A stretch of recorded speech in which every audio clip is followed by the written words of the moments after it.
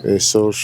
համացանցը հեղեղված է եւ կեղծ եւ իրական լուրերով, մեզանից յուրաքանչյուրը պետք է կարողանա վերլուծել, որպեսզի կարողանա իրականը կեղծից տարբերել։ Հիմնականում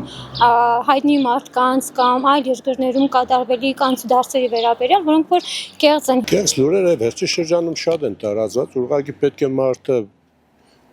մարդուն գալելուց է կախված, դա մի քիչ պետք է ինքը որոշի, դա կեղծ լուր է, թե իսկական։ Միշտ որ ինտերնետների մեջ են կը ասեն 300,000 ադրբեջանցի պիտի գան, չգիտեմ ինչ խողեր պիտի հանձնեն։ Ասում են մենք պետք է հանձնենք մեղրին, պետք է հանձնենք մեր